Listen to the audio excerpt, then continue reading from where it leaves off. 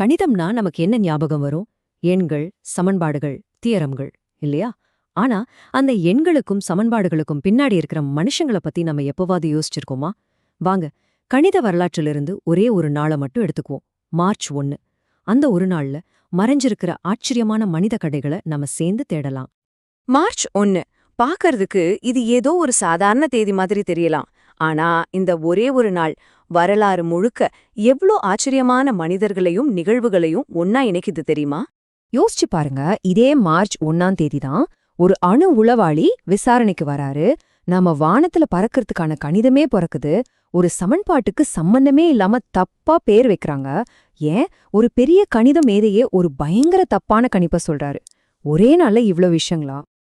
அப்போ இங்க நம்மளோட முக்கியமான கேள்வி இதுதான். பல 100 வருஷ இடைவெளியில சம்பந்தமே இல்லாத மாதிரி வாழ்ந்த இந்த மனுஷங்களோட வாழ்க்கையெல்லாம் புதுசு புதுசா நாம கண்டுபிடிக்கிற விஷயங்களோட இயல்ப பத்தி நமக்கு என்ன சொல்ல வருது? வாங்க, இந்த பெரிய புதிரை நாம ஒன்னா சேர்த்து பார்க்கலாம். சரி, முதல்ல நம்ம பார்க்க போறது கணித மேதைனா இப்படித்தான் இருப்பாங்கன்னு நம்ம நினைக்கிறதா அப்படியே உடைக்கிற சிலரை பத்தி தான்.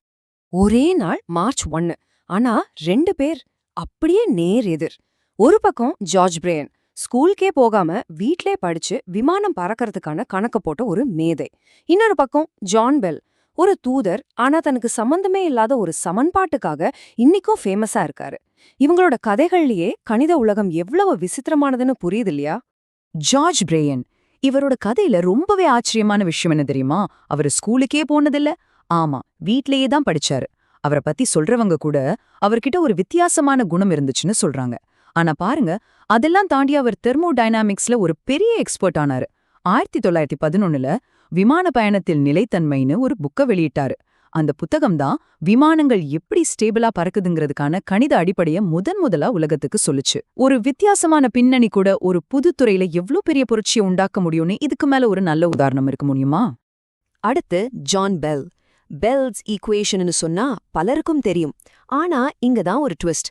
அந்த சமன்பாட்டை அவர் கண்டுபிடிக்கவே இல்ல. அதுக்கான முழு தீர்வையும் லாக்ராஞ்ச் மாதிரி பெரிய கணித மேதைகள் தான் கண்டுபிடிச்சாங்க. பெல் ஒரு கணக்காளரை விட ஆலிவர் கிராமெல்க்கு ஒரு தூதரா தான் அதிகமா வேலை செஞ்சாரு. அப்போ எப்படி அவர் பேர் வந்துச்சுன்னு கேட்டா, அவர் எழுத உதவி செஞ்ச ஒரு புத்தகத்திலிருந்து வந்திருக்கலான்னு சொல்றாங்க. பாருங்க, வரலாறு சில சமயம் யாருக்கு கிரெடிட் கொடுக்கணும்னு குழம்பிடுது. சரி, இப்ப நாம ரொம்பவே உணர்ச்சிபூர்வமான ஒரு தீவிரமான கதைக்குள்ள போகப் போறோம். இது குஸ்தாவ் சோகேயோட கதை. குஸ்தாவ் சோகேயோட வாழ்க்கையை யோசிச்சு பாருங்க. அவர் பிறந்ததே முதலாம் உலகப் போர் சமயத்துல ஜெர்மன் ஆக்கிரமிப்புல இருந்த பிரான்ஸ்ல. கொஞ்சம் வளர்ந்ததுக்கு அப்புறம் 2ஆம் உலகப் போர் ஆரம்பிச்சதும் ராணுவத்துக்கு கூப்பிடுறாங்க. போர்க்களத்துல ஒரு சாதாரண சிப்பாயா சண்டை போடுறாரு. இவ்ளோ கொடூரமான பயங்கரமான சூழலுக்கு நடுவுலையும் அவர் தன்னோட கணித ஆராய்ச்சியை கைவிடல. போரெல்லாம் முடிஞ்சதுக்கு அப்புறம் 1953ல அவரோட மிக முக்கியமான கண்டுபிடிப்பான கொள்ளளவு கோட்பாட்டை வெளியிடுறாரு. அது இன்னைக்கு நவீன கணித பகுப்பாய்வுக்கு ஒரு அடித்தளமா இருக்கு. இங்க நாம யோசிக்க வேண்டிய விஷயம் இதுதான். ஒரு பக்கம் குண்டு சத்தம், மரணம், அழிவு, இந்த மாதிரி ஒரு பயங்கரமான சூழலுக்கு நடுவுல ரொம்ப நுட்பமான தூய்மையான கணிதத்தை பத்தி யோசிக்கிறதுக்கு எவ்ளோ மன உறுதி வேணும்? நிஜமாவே சோக்கியோட கதை மனுஷனோட அறிவு தேடலுக்கும் அவனோட மன உறுதிக்கும் ஒரு மிகப்பெரிய சாட்சி. போர்க்களத்தோட அந்த தீவிரத்திலிருந்து இப்போ கொஞ்சம் லைட்டான ஒரு கதைக்கு போலாம். எவ்ளோ பெரிய மேதையா இருந்தாலும் சில சமயம் தப்பு பண்ணுவாங்கன்னு சொல்றதுக்கு இது ஒரு சூப்பரான உதாரணம். இவர்தான் பீட்டர் ஃபார்லோ. 19ஆம் நூற்றாண்டுல வாழ்ந்த ஒரு கணித மேதை. அவர்லாம் ஸ்கூலுக்கு போய் படிக்கல, தானாவே கட்டுக்கிட்டவரு. அவர் உருவாக்குன பார்லோ ஸ்டேபிள்ஸ் அனு சொல்ற கணித அட்டவணைகள் அவ்ளோ துல்லியமா இருந்ததுனால பல வருஷமா அது எல்லாரும் பயன்படுத்தினாங்க. சோ அவரோட காலத்துல அவர் ஒரு பெரிய ஆளா மதிக்கப்பட்டாரு. அப்படிப்பட்ட ஃபார்லோ 1811ல ரொம்ப உறுதியா ஒரு விஷயத்த சொன்னாரு. இந்த நம்பர் தான் இதுவரைக்கும் கண்டுபிடிக்கப்பட்டதிலேயே மிகப்பெரிய பெர்ஃபெக்ட் நம்பர். இதுக்கு மேல யாரும் கண்டுபிடிக்க முயற்சிக்க மாட்டாங்க. ஏன்னா இதுல பெரிய உபயோகம் ஒன்னும் இல்ல அப்படின்னு சொன்னாரு. யோசிச்சு பாருங்க, அந்த காலத்துல ஒரு பெரிய எக்ஸ்பர்ட் இப்படி சொன்னா எல்லாரும் நம்ப தானே செய்வாங்க. ஆனா கடைசியில என்னாச்சு தெரியுமா? ஃபார்லோ சொன்னது பக்கா தப்பு. ஆமா, அவருக்கு பிறகு பல டசன் பெரிய பெர்ஃபெக்ட் நம்பர்ஸ கண்டுபிடிச்சிட்டாங்க. இதுலேருந்து என்ன தெரியுது? அறிவோட பயணம் எப்பவுமே முடியறதில்ல.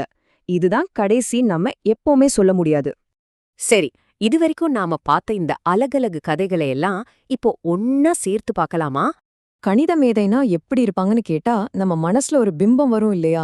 ஐசக் டோட்ஹண்ட்னு ஒருத்தர் இருந்தாரு. அவரை பத்தி அவரோட மாணவர் ஒருத்தர் சொன்னது இதுதான். அவர் ஒரு கணித உலகத்திலேயே வாழ்ந்தாரு. அவர் கால் மிதிக்கிற கார்பெட்ல இருக்கிற டிசைன் கூட கணக்கு போடுற மாதிரி இருக்கும்னு சொன்னாரு. இதுதான் அந்த ஸ்டீரியோ டைப். ஆனா இன்னைக்கு நாம பார்த்த கதைகள் என்ன சொல்லுது? அந்த பிம்பம் உண்மையோட ஒரு சின்ன பகுதிதான சொல்லுது இல்லையா? ஒரே ஒரு நாள் மார்ச் 1 அந்த ஒரு நாள்ல கணக்கோட சம்பந்தப்பட்ட மனுஷங்கள பாருங்க. ஒரு அணு உளவாளி, ஒரு விசித்திரமான விமான பயண முன்னோடி, தப்பான பேர் வாங்கின ஒரு தூதர், 2 உலகப் போரையும் பார்த்த ஒரு சிப்பாய், தப்பா கணிச்ச ஒரு மேதை, அப்புறம் கணக்கே கதியா இருந்த ஒரு தனித்த மனிதர். எவ்ளோ பெரிய வைவித்தியம்! அதனால நாம புரிஞ்சுக்க வேண்டியது இதுதான். மார்ச் 1ங்கிறது வெறும் கேலண்டர்ல இருக்கிற ஒரு தேதி இல்ல. அது சமன்பாடுகளுக்கு பின்னாடி இருக்கிற மனுஷங்களோட வாழ்க்கை நாடகத்தையும் அவங்களோட மன உறுதியையும் சில சமயம் நடக்கிற வேடிக்கையான முரண்பாடுகளையும் நாம எட்டி பார்க்கிற ஒரு ஜன்னல் மாதிரி. கணிதம்ங்கிறது ஆழமான ஒரு மனித முயற்சி. அது வெறும் எண்கள் இல்ல. இந்த ஆய்வுரைய ஒரு கேள்வியோட முடிக்க நான் ஆசைப்படுறேன். நீங்க கடைசியா படிச்ச இல்லனா பயன்படுத்தின ஒரு சமன்பாட்டை யோசிச்சு பாருங்களேன். அதுக்கு பின்னாடி யாருடைய கதை ஒளிஞ்சிருக்கு? யாருடைய வாழ்க்கை, போராட்டம், ஏன் ஒருவேளை ஒரு சின்ன தவறு கூட ஒளிஞ்சிருக்கலாம். அடுத்த தடவை நீங்க ஒரு ஈக்குவேஷனை பார்க்கும்போது அதுக்கு பின்னாடி இருக்கிற மனுஷனை தேடி பாருங்க.